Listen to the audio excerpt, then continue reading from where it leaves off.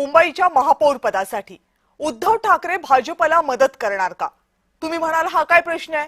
मुंबईमध्ये भाजप आणि शिवसेनेचं बहुमत आहे, मग भाजपला ठाकरेंची गरजच काय? पण मग आकडे जरा समजून घ्या. मुंबईमध्ये भाजपचे सगळ्यात जास्त म्हणजे 89 नगरसेवक निवडून आले, पण त्यांना सत्ता स्थापन करता येणार नाही. 114च्या बहुमतासाठी भाजपला शिवसेनेच्या 29 नगरसेवकांची गरज आहे. त्यामुळे महापौर आपलाच व्हावा असं भाजपलाही वाटतंय आणि शिवसेनेलाही. पण शिवसेनेला महापौर पद द्यायला भाजपचे नेते मुळीच तयार नाहीयेत. आणि त्याच वेळी उद्धव ठाकरे आणि देवेंद्र फडणवीस यांच्यामध्ये चर्चा झाल्याची सूत्रांची माहिती आहे. आता अशी काही चर्चा झालीच नाही असं दोन्ही पक्षाचे नेते सांगतायत खरं, पण राजकारणात काहीही होऊ शकतं अशी जोडणी देऊनच. एकनाथ शिंदे महायुतीमध्ये नाराज असल्याच्या चर्चा आता नव्या राहिलेल्या नाहीत. त्यातच महानगरपालिकेच्या निवडणुकीत शिंदेंच्या शिवसेनेचा परफॉर्मन्स फार चांगला झालेला नाहीये. मुंबईमध्ये तर शिंदेंना ठाकरेंच्या तुलनेमध्ये निम्म्याही जागा मिळालेल्या नाहीयेत. पण शिंदेंच्या शिवसेनेशिवाय देवेंद्र फडणवीसांना भाजपचा महापौर मुंबईत बसवता येणार नाही हे स्पष्ट झालं आणि दुसऱ्या क्षणी शिंदेंनी आपले सगळे नगरसेवक थेट हॉटेलमध्ये हलवले आणि आपली दिशा स्पष्ट केली.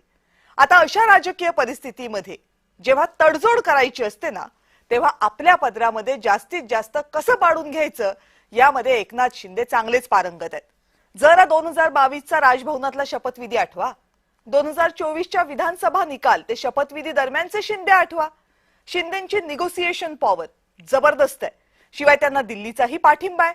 त्यामुळे भाजपच्या नाकाला फेस आणल्याशिवाय शिंदे काही भाजपला महापौर पदाचा मुकुट घालू देणार नाहीत.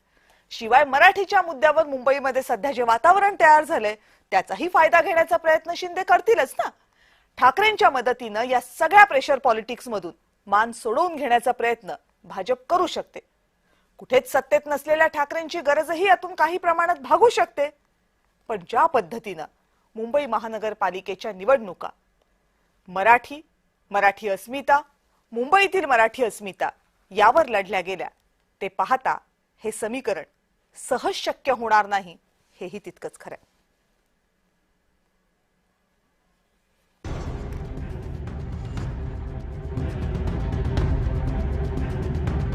राजकारणात कुणीच कायमचा मित्रही नसतो आणि शत्रूही नसतो असं म्हणतात. उद्धव ठाकरेंचा सुद्धा यावर विश्वास आहे असं वाटायला जागा आहे आणि याला कारण आहे एक बातमी.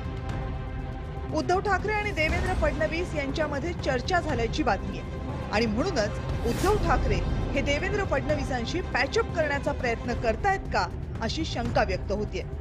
आता यामागचं आणखी एक कारण आहे ते म्हणजे संजय राऊतांची एक्सपोज. पंतप्रधान नरेंद्र मोदी यांचं परदेशात स्वागत होतं, अगदी तसंच स्वागत मुख्यमंत्री देवेंद्र फडणवीस यांचं ज्युरिक इथं करण्यात आलं. ही प्रत्येक मराठी माणसाला सुखावणारी गोष्ट आहे.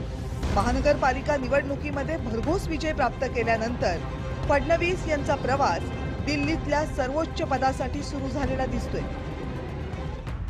2019च्या लोकसभा आणि विधानसभा निवडणुका, 2024ची विधानसभा निवडणूक, अलीकडेच पार पडलेल्या नगरपालिकेच्या निवडणुका आणि आत्ताच्या महानगरपालिका निवडणुका, या सगळ्या निवडणुकांमध्ये फडणवीसांच्या नेतृत्वात भाजपला महाराष्ट्रात घवघवीत यश मिळालं.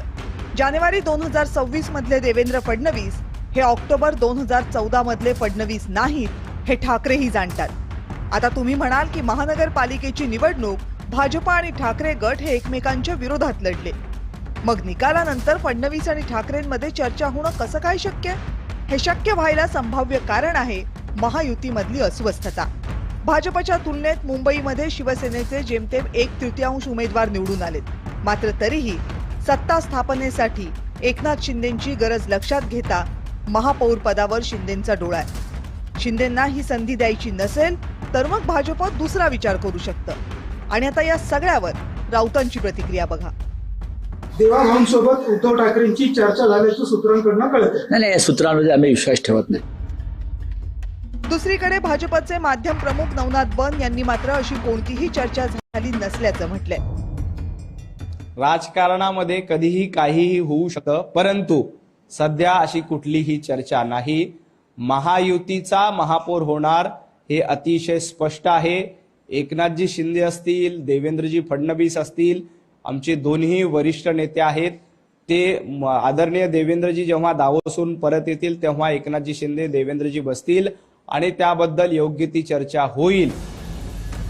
पुढच्या 3 वर्षात राज्यात एकही मोठी निवडणूक नाहीये.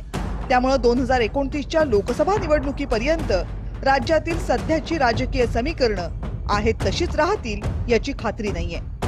ब्युरो रिपोर्ट, जय महाराष्ट्र.